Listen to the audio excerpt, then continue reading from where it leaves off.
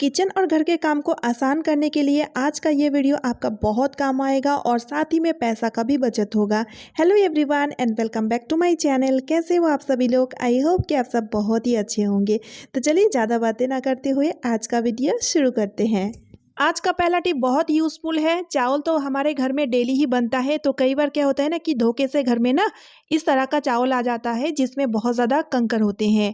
और जब हम चावल बनाने के लिए हम चावल को लेते हैं तो क्या है ना कि इस तरह से एक एक कंकर को अगर हम बीनने बैठेंगे तो बहुत ज़्यादा टाइम लग जाएगा इस तरह से। तो मैं बहुत बढ़िया सा एक उपाय लेकर आई हूँ। एक्चुअली ये जो उपाय है ना, पुराने ज़माने में दादी नानी इस उपाय को फॉलो करती थी चावल या दाल को बीनने के लिए। तो आपको क्या करना है, बड़ा सा बाउल में एक पानी ले लेना है और जितना चावल को आप बनाएंगे उतना चावल को एक छोटा सा बाउल में ले लीजिए। ठीक है।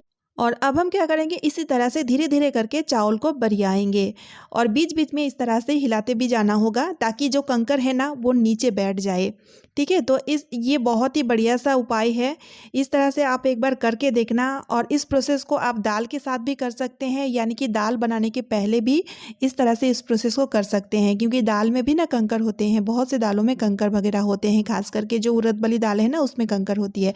तो देखिए फ्रेंड्स, इस तरह से जब आप करेंगे ना तो जो कंकर है ना वो लास्ट में आपको दिखेगी। हालांकि इस चावल में कंकर नहीं था इसीलिए मैं आपको नहीं दिखा पाई। दाल और चावल में इस तरह से आप कंकर को बहुत ही आसानी से निकाल पाएंगे। और मेरी ये टिप भी आपको बेहद ही पसंद आएगी। तो किचन में जब हम खाना बना रहे होते हैं तो साथ में हम फ़ोन को भी लेते हैं, ठीक है ना। तो इस तरह से जब हम फ़ोन को स्टैंड करके रखने की कोशिश कर रहे हैं तो बार बार ये लुढ़क के गिर जाती है।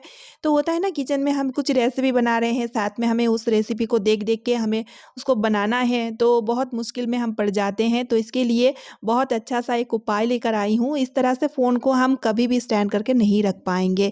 तो इसके लिए आप सिंपली क्या कीजिए, आपको लेना है रबर बैंड। ठीक है। रबर बैंड हम सभी के किचन में होता है और रबर बैंड को इस तरह से अप रख दीजिए। फिर उसके बाद अब हम क्या करेंगे, इस रबर बैंड के ऊपर इस तरह से हम फ़ोन को स्टैंड करके रखेंगे। फिर आप देखेंगे आपका फ़ोन बिल्कुल भी नहीं फिसलेगी, एक ही जगह में स्टैंड होके रहेगी। ठीक है। तो इसी तरह से आप आराम से बेफिक्र होके फ़ोन देखते हुए किचन में खाना बना सकते हैं। और एक उपाय मैं आपके साथ शेयर करना चाहूँगी। देखिए, इस तरह का जो टेप का जो रोल है ना, जब टेप ख़त्म हो जाती है तो इसको ना फेंकें। ठीक है। ये इसका यूज़ भी बहुत तरीके से है, लेकिन इस तरह से भी इसका यूज़ हम ले सकते हैं। फ़ोन को यहाँ पे हम फँसाएँगे। देखिए, इस तरह से बहुत ही आसानी से इस तरह से हम फ़ोन को फंसा पाएंगे। और इस तरह से फ़ोन स्टैंड ये बन के तैयार हो चुका है और इसको हम मूव भी कर पाएंगे। जहाँ भी हमें रखनी होगी ना वहाँ पे इस तरह से इसको हम लेके जा पाएंगे, या एक ही जगह में इस तरह से हम स्टैंड करके रख पाएंगे। अब फ़ोन बिल्कुल भी नहीं गिरेगी, नहीं फिसलेगी। और उम्मीद है कि दोनों ही आइडिया आपको बेहद ही पसंद आया है। मेरी जो अगली टिप है वो है इस तरीके का कंटेनर को लेकर के। खास करके प्लास्टिक कंटेनर, कई बार ऐसा होता है ना कि प्लास्टिक कंटेनर घर में ऐसे ही रखा हुआ है, या तो फिर कुछ चीज़ कुछ सामान जो बहुत ही कम यूज़ होता है उसको हम इसमें रखे हुए हैं। तो फिर क्या होता है कि इसमें से एक अजीब सा स्मेल आने लगता है जो बहुत ही ख़राब लगता है। और साथ ही में क्या होता है, इसको हम जितना भी धुले लेकिन वो स्मेल बिल्कुल भी नहीं जाती है। तो उस केस में आपको क्या करना है, आपको लेना है न्यूज़पेपर।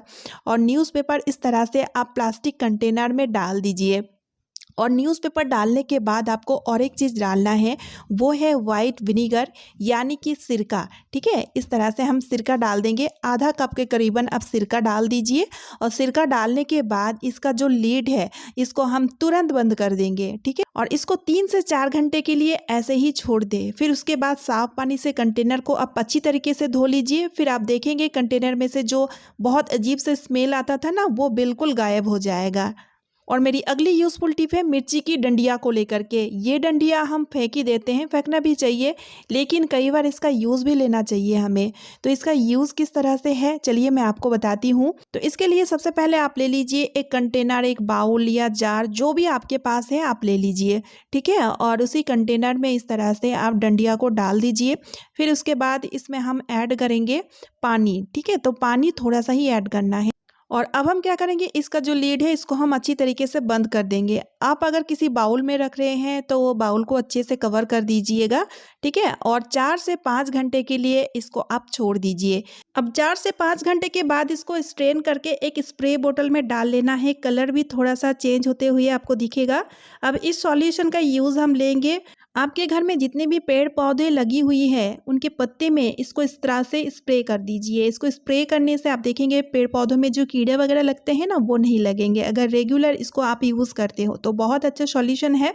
जब हम नहाने वाला पानी को रॉड के थ्रू इस तरह से गर्म करते हैं तो कई बार ऐसा होता है ना कि पानी बहुत ही ज़्यादा गर्म हो चुका होता है, तो उस टाइम ना आप एक काम कर सकते हैं। जैसे कि अभी विंटर के मौसम चल रहा है, विंटर के मौसम में कपड़े सुखाना बहुत ज़्यादा एक सिरदर्दी वाला काम है। तो इस टाइम आप क्या कीजिए, इस तरह का एक बर्तन ले लीजिए और उसको इस तरह से टब के ऊपर उल्टा करके रखें। इस तरह का बर्तन नहीं होने से भी चलेगा, अगर आपके पास प्लेट है तो सिंपली प्लेट को भी रख सकते हैं। अब इस तरह से रखने से ये होगा, ये जो बर्तन हम रखेंगे ना ये बहुत ही ज़्यादा गर्म हो जाएगा।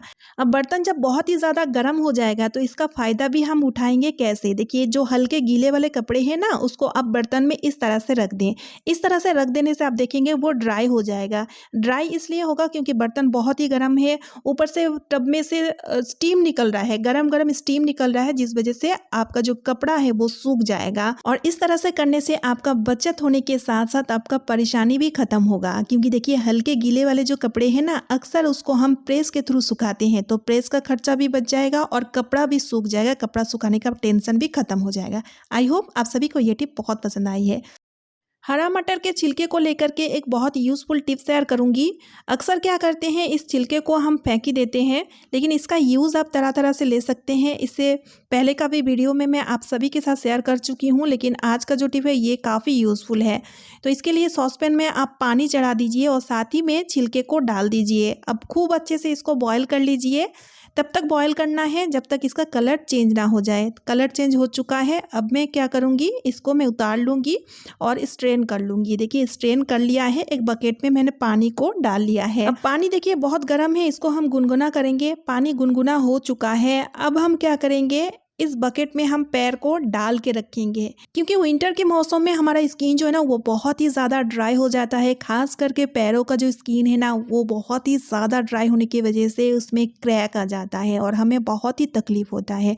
तो इससे बचने के लिए ये मटर वाला जो पानी है ना ये आपका बहुत ही हेल्प करेगा। क्योंकि मटर के छिलके में भरपूर मात्रा में मिनरल और विटामिन होते हैं जो हमारी स्किन के लिए बहुत ही फ़ायदेमंद होता है। हफ्ते में एक बार अगर इस तरह से अपने पैरों का ख्याल यानी कि केयर करते हैं तो आप देखेंगे आपको बहुत ही ज़्यादा रिलैक्सेशन मिलेगा, आपका पैरों में क्रैक वगैरह बिल्कुल भी नहीं आएगा। तो आप चाहे तो थोड़ा सा शैम्पू भी डाल सकते हैं और इस तरह से एक स्क्रबर लेके इस तरह से स्क्रब भी कर सकते हैं, आपको बहुत ही अच्छा रिजल्ट मिलेगा। उम्मीद है आप सभी को ये टिप बहुत ही पसंद आएगा, ज़रूर से आजमा कर देखिएगा। सो फ्रेंड्स आज का वीडियो मैं यहीं पे एंड करी हूँ। आई होप आप सभी को आज का वीडियो बहुत ही ज़्यादा पसंद आया है और यूज़फुल भी लगा है। वीडियो यूज़फुल लगने पे वीडियो को लाइक कर दीजिएगा, ज़्यादा से ज़्यादा वीडियो को शेयर कर दीजिएगा, चैनल को सब्सक्राइब भी कर लीजिएगा। तो चलिए फ्रेंड्स मिलती हूँ नेक्स्ट वीडियो में। Bye friends and thanks for watching.